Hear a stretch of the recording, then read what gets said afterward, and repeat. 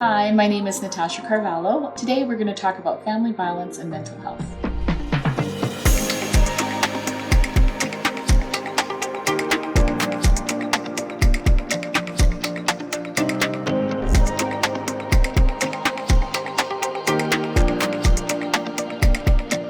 How does mental health affect family violence? And in turn, how does family violence affect mental health? I have witnessed firsthand the devastating effects family violence has on families and the intergenerational trauma that has caused.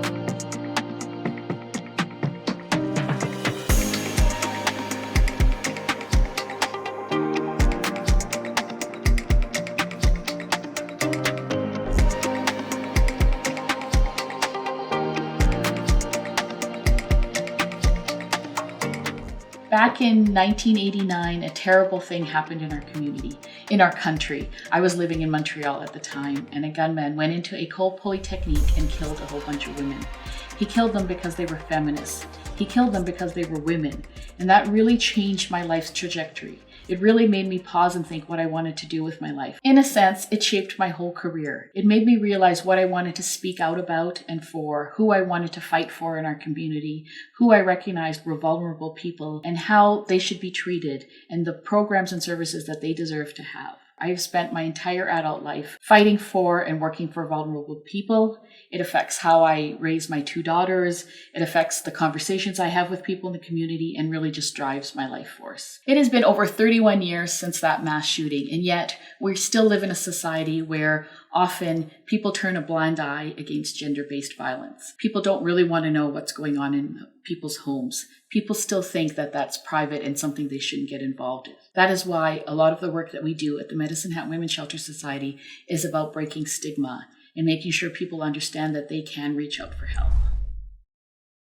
The prevalence of family violence in our community is high. Last year alone, we served over 1,500 people. 500 of those were children. If you think about that, that's a huge number for a community of our size. And a lot of our work is being out in the community, explaining to people that this is something that is going on in their neighborhoods, in their communities, in their schools. And it's something that we want people to take a stand for and to stand up against. When I began here in 2006, we had an 11-bed emergency shelter, and we had just opened the doors to our second stage shelter. Now in 2021, we have a 30-bed shelter. It's a 24/7 shelter, and it's available for men, women, and children, anybody affected by family violence. We have the only second stage shelter south of Calgary, and as well, we have an on-site daycare. We have extensive outreach services that are located off-site that house our outreach and our Housing First programs. We employ 45 staff in these programs to ensure that programs and services are available for this community 24/7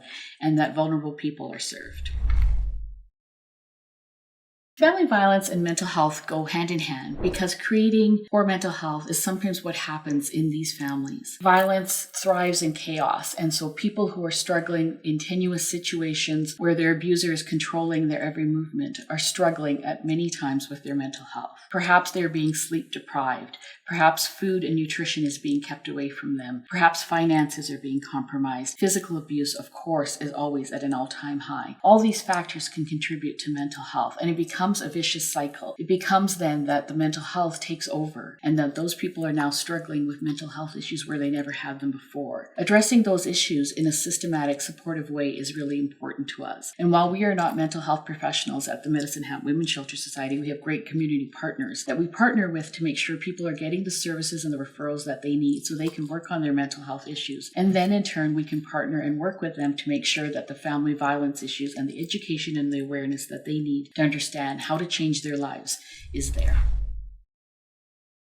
We see families and individuals come to us who have been living in this type of life for years. They are struggling with family violence and with mental health. And it is hard for them to accept that they can live a life free of violence. It's hard for them to understand sometimes that they are allowed and deserve a life free from violence. And when they have been living in such a restricted environment for so many years, in trauma and in crisis, when they come to us and they realize that they are safe, it takes a while. It takes a long time for them to feel like the pendulum can shift and they can move towards a place where they feel safe and secure. We have had women arrive at our second stage shelter and walk into the shelter doors and walk into their own units and burst into tears because they can't believe that they're safe. They can't believe that they can lock the door behind them at night and put their kids to bed and feel like nothing will happen to them that night. They can't believe that they have a pantry full of food. They can't believe that there are services and people there waiting to hear their stories and to hear that they are in fact free of violence. And it was nothing that they did and nothing that they deserved that got them to that place. One of the things that we're often asked about is looking for red flags in situations, or what you can look for in your own relationships or in relationships that you see of your friends and family. It's always tricky because you don't want to get too involved sometimes, or sometimes you feel like that's private and you shouldn't say anything. But I think that there's sometimes just things where you feel like you need to say something, or you need to be able to recognize how you can get help. I think that often conversations we have, and we often have this with our teenagers that we do school presentations with, is around jealousy. Jealousy is just part of a continuum of control. And I think it's really important for people to recognize that your partner being jealous is not cute. It's actually just a way of them controlling you. And so when you start to see things like that, maybe in your own relationship or in a relationship of a friend, when they tell you like, oh, look so cute, he's checking on me, that is really a scary thing sometimes, because we know that those things can just only escalate and just get worse and more profound. So we just want to make sure that people recognize that true relationships and true equal partnerships don't have those kind of things. We struggle a lot with even the words abusive relationship, because technically a relationship should be one of equality. It should be an equal footing. But as soon as you put the abusive word into it, it throws that. So I think that it's really important for people to recognize that if you see signs like that or something's not feeling right to you, go with that. Go with your gut. There's a reason that there's something probably inside you telling this doesn't feel right and this doesn't feel safe. And so sometimes it's hard because we've often heard people say to us, I'm not getting hit. He doesn't beat me. He doesn't hurt me or my children. But it's so many other things. There's so many other ways it can be controlling. And please be clear, we often see men as well who are dealing in abusive situations. I'm not trying to say it only happens to women. It does happen to men. It's still a gender balance, and there's still a lot more women who are hurt than are men, but it does occur. But in either way, the symptoms are often the same. There's jealousy, there's power, there's control.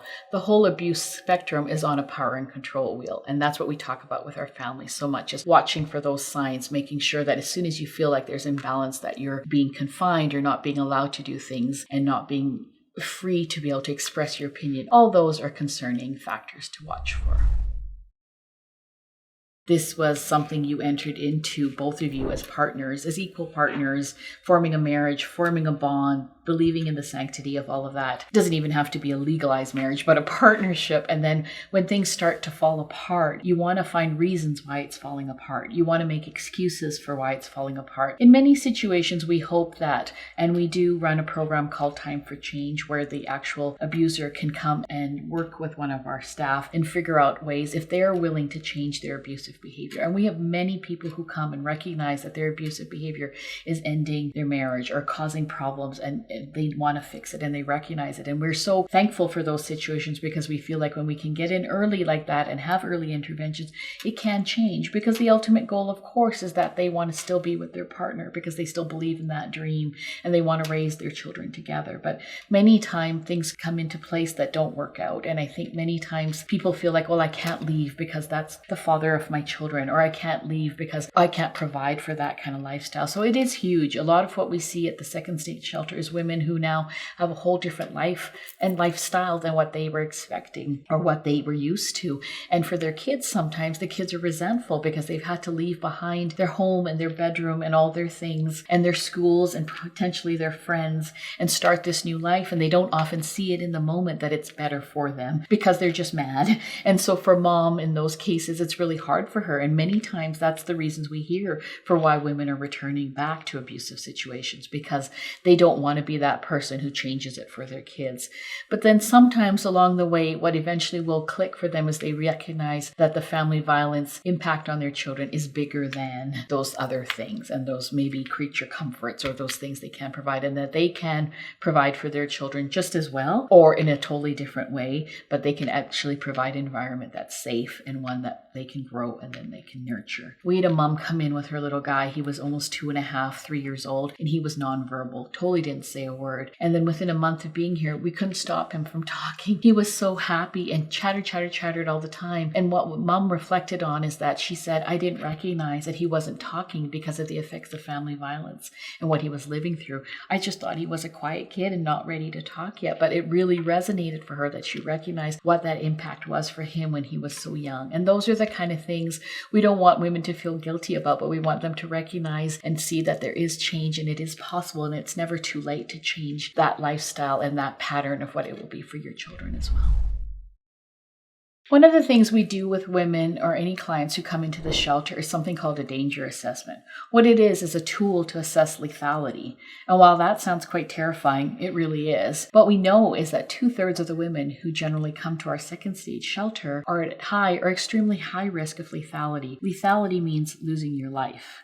So to put that into perspective, what we do is have conversations with women to sort of try to identify things. It's hard to make a checkbox of what is healthy and not healthy sometimes, but at least sometimes when people see it on paper, it helps them kind of start relating to what things they've been experiencing in their life. Often what we do is a calendar that sort of documents and tracks things that have happened perhaps over the past 3 months. Sometimes when people see that, they are sort of horrified to realize the things that they have been putting up with or the things that they've been experiencing.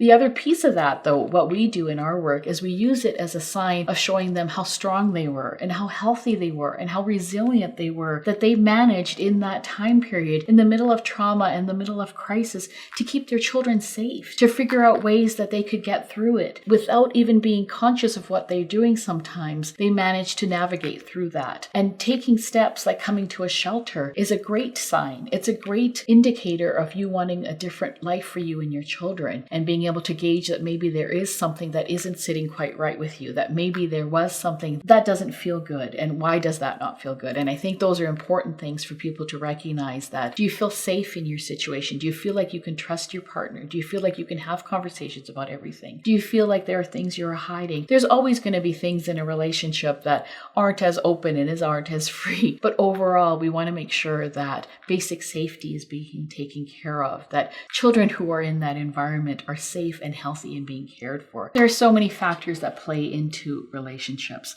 There's historical trauma, intergenerational abuse. There's so many factors that affect how people choose to live in a relationship and how to parent their children. And it's not about judgment, and it's not about pointing fingers. What it is taking what we have and making sure that people get the best supports that they need. At the Medicine Hat Women's Shelter Society, we offer parenting support. And it's not to say you're not a great parent. You're an amazing parent. You've kept those kids safe, but can we figure out other ways to make sure that your kids are getting their needs met, and to make sure that some of the things that might have been compromised while you were living in a highly traumatic crisis situation where you were probably on flight or flight most of the time, we recognize that sometimes attachment is compromised, and we want to work on those kind of things. We want to make sure that your relationships with your family, who are your supports, are still there and can be healed, because those might have been compromised during that time. Abuse just puts everything into chaos, and so those are the things that people are working through. When one's mental health is compromised, sometimes people are not aware of their behaviors and their actions. They don't realize that they're lashing out. They don't realize that perhaps they're not in control of their emotions. And so therefore, other people around them are affected. Their children are affected. Their family and friends are affected. And sometimes then it becomes very difficult because those family and friends, in a sense, become worn out and don't know how to support them anymore and don't know what to do anymore to make sure that they can keep them safe and make sure they don't understand. And the constant thing we always hear is, why don't they just leave? Why don't they just walk away from that situation? And what I always say to people is you have to understand what their mindset is about it. When you meet somebody and you get married and you decide that this is the family that you are going to have, then that's what you build up. That's your dream. And when that all of a sudden starts falling apart around you, you're hanging on as tight as you can because you want to make sure that that works. And you want to make sure that no matter what, that dream is still upheld. But for many people, it isn't the truth. That dream often becomes shattered. One of our challenges in working with the individual, either the victim or the aggressor, is that their mental health sometimes is so compromised they are unable to do the work that they need to do to heal from the effects of family violence. For many, the victim suffers from mental health. They have such an abnormal sense of what life should be and for what their behavior is that they can expect that is actually safe behavior. They are unable to understand or assess the safety risk for themselves or for their children. When women realize that their children are being affected, that's often when they will reach out for help. That's when they decide that they need to come into shelter because they recognize that their kids have been compromised, that they are also impacted by family violence. It's hard for people to understand sometimes that kids can be affected by family violence. And we often think that they're in another room where they don't hear and they don't know, but we know this not to be true. We know that in fact, babies in utero can be affected by family violence. We know that their long-lasting effects become intergenerational and that we need to work towards ending it. That is a lot of the work that we do at the Medicine Hat Women's Shelter Society. We have a lot of programs in place to work with kids that are preventative in nature so that we can get to them before things become long-lasting and do potentially affect their mental health in the long run. Taking stigma into account is an important part of the work that we do at the Medicine Hat Women's Shelter Society. When we began our police partnership many years ago, the SFIT team, we recognized that what was happening was that there was a lot of individuals out there who were not accessing services. And this was very surprising to us and quite humbling, in fact, because we thought that we were quite well known in the community for offering programs and services. But what we discovered and what we heard from a lot of these families was that they thought they weren't able to access services unless they came into the physical shelter. They thought that unless they needed the actual bed and the roof over their head, that they weren't able to access all the other extensive programs that we offer. So this was a great learning moment for us, and we really changed our strategy in terms of how we presented to the community and how we made sure that people understood what was available to people who needed help. Not just if you were experiencing family violence yourself, but if you knew somebody who was experiencing family violence. So what we were able to do is to open off-site outreach offices to help end that stigma. So then people didn't feel like they had to come to a shelter because there's a lot of stigma associated with that, but they could just be at an office. So our outreach offices are located in a medical complex, so you could be there for a variety of reasons, but what's really important is if you need the help, you can also just stop by there, pop your head in, talk to somebody, or make an appointment. That has been a success in terms of us being able to access more people in this community who obviously were hurting and needed help. In that first year alone, when we started our partnership, our outreach caseload tripled in number. From what we had seen before to just having a couple of people accessing outreach services to almost triple that amount, we realized there was many people out there hurting. How do we work towards ending the stigma of accessing services? We try to be response-based in our approach when clients arrive at our door. We listen with respect and dignity to their stories, and we believe them, and we meet them where they are. We know that this is important for their healing. We want them to be heard. We want them to know that we believe in their stories, and we are there to support them. Another thing we try to do is a preventative work. We try to be out in the schools. We try to be out in the community, social media, anywhere we can get out there to make sure that people understand about family violence and the prevalence of it, and maybe what to look for and how to support people who are struggling with family violence. These are important things to us in terms of working towards ending the stigma of accessing help. I would like to read a story that was shared by a client.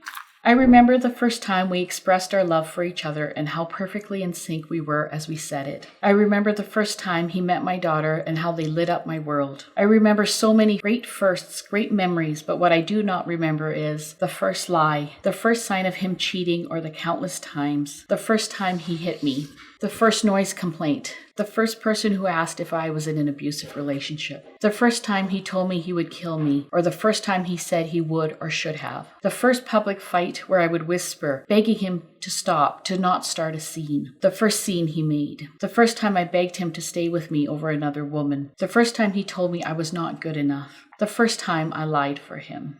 These are also her words. I spent the last 3 years of my life only seeing what I wanted to see, despite living the abuse and toxicity. I painted the most beautiful picture of him while living the horror. Never once did I label myself in a domestic violence relationship. For every first, there were countless seconds, thirds, and so on. I did not see him as an abuser. I saw him as my partner. Someone I needed, someone who needed me. I thought I could fix him, that he just needed someone there for him to truly care for him. I blurred out those memories every time and continued with the picture of our future. I thought if no one knew, it was not a big deal. It was just one of those relationship problems we were going to work on together. For 3 years, I helped create a better version of a man, or at least a better than what he started out as. A better image. I stood by his side through every battle imaginable. Physical, emotional abuse, family abuse, countless cheating, lying, manipulation, the list goes on. I loved him every second of those 3 years. My love was deeper for him than it was for myself.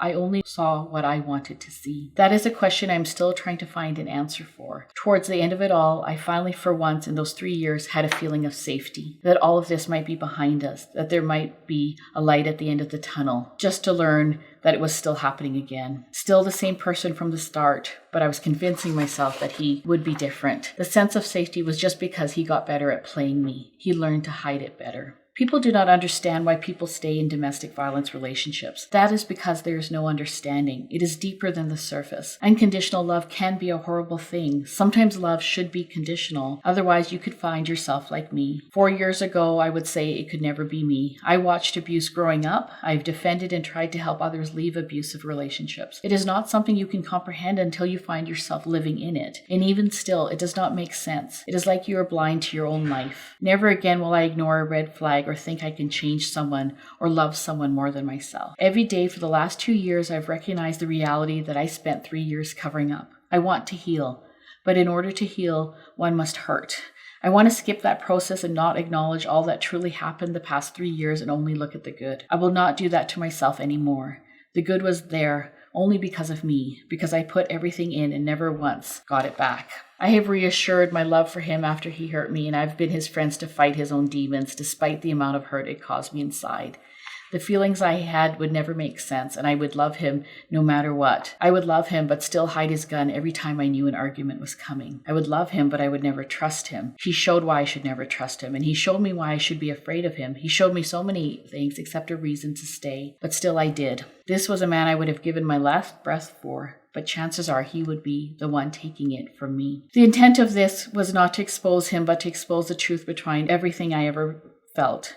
For me to acknowledge the truth and the reality, to shed light on domestic violence and how easily it can go unnoticed, even by the person living it, and for me, most of all, to stop protecting my abuser. I am ready to start a new chapter of my life. The only way to do that was to stop skipping over the lines of the last one. So often people come to us and want to share their stories with us as part of their healing, and we're so honored that this client chose to share these words, and I wanted to share them with you today. But it's a good segue into talking about how people can help themselves and help each other. I think the most important thing for people to realize is just to start the conversation, to make sure that people feel heard and seen. That is something that is in human nature of all of us and something everybody wants, but especially when you can see that somebody you love and care for is hurting and somebody you know needs help. This is how we can end some of the stigma. This is how we can start those conversations. What we say at the Medicine Hat Women's Shelter Society is that the only way we're ever going to eradicate family violence is if we start talking about it and start acknowledging that it is something that exists and how can people be involved. A good place to start would be to call our 24/7 helpline. From there, a worker can talk to you and explain explain to you what programs and services we offer and figure out what is the help that you need. Sometimes you might not need to come into shelter. Sometimes you might just want to talk to someone and figure out what's going on. Something that we do that we consider very important is called safety planning. We will assess your risk. We will help you figure out if you need to be in our shelter or if you're okay where you are. We'll get you to the shelter if you need to get to the shelter. Even during this time of COVID, even if you have symptoms, please call us and please come and see us. We have arrangements made to make sure that you are safe and everyone around you is safe. We never want people to feel like they have to stay in an unsafe situation. Many times you might not be experiencing family violence yourself. You might just want to talk about what you've seen with a friend or a family member and just get some advice or some suggestions as to how to start those conversations. We are here for you for that as well. We will help you have those conversations. We will give you some tools and some words and some ways to have and start those conversations. It's not an easy thing to do, but I think it's an important part of what we need to do as human beings and what we need to do as committed citizens. It is really important for us, for people to realize that there is hope, that there is a way out of this situation, and they do not need to remain in an unsafe situation. We want to give people that hope. In terms of being able to help yourself, sometimes it depends on where you're at. After years of being beaten down by being told that you're not worth something or that you and your children don't deserve things, it's hard to feel that you have the confidence and the ability to make that call. But that's the first step. And anytime you need that, we would encourage you to please call us or to call with a friend or have a friend call and figure out how we can make it work. A lot of times I receive calls from people who just need help for their sister, their cousin, anybody. Sometimes we've had fathers bring their daughters by because they've known that they're not in great relationships and they want somebody to talk to their daughter about what a good relationship should be. We are open to do all those things. We want to make sure that people recognize that reaching out for help is not a bad thing. It shouldn't be held against you. It's what we need to be doing, especially right now. We need to be able to come together and support each other. We need to be able to put a hand out and say, I see that you're hurting. This is what I'm seeing. This is what I'm hearing you say. How can I help you? What can we do? Do you want to make that call together? These are important things in being able to work towards ending the stigma. In terms of helping others, listen. Just be there. Listen to what they're saying. It's just as important to listen to what they're not saying. Be there, really be there. Ask them what they need, what they want. Let them know that you're available, that you're in it for the long run, that you will get them the help that they need. If they need professional intervention, feel free to tell them that and then make the call. Tell them you know where they can go to get the help that they need. It doesn't have to be us. There's many community agencies that will help, that will be geared towards what those people are needing and what they're hurting and what the kind of help is that they need. That is the great thing about our community and about Medicine Hat, is that we do come together and that we do want to help. And I see that time and time again in our organization.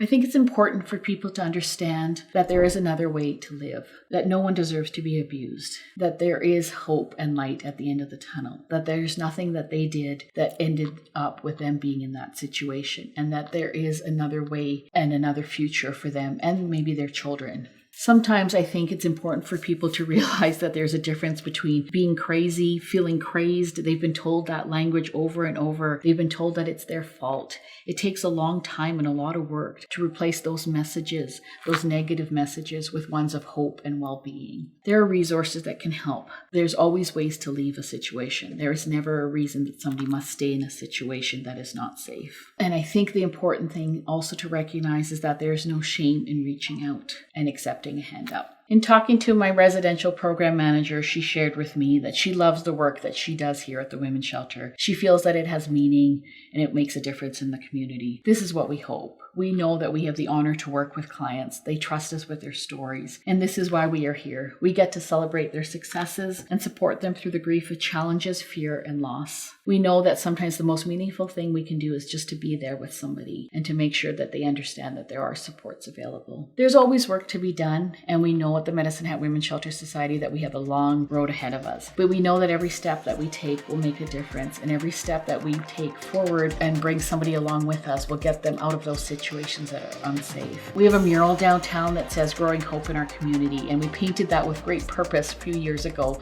because we really wanted the community to understand that that is what we want to do, is create hope. There's always hope for a better future.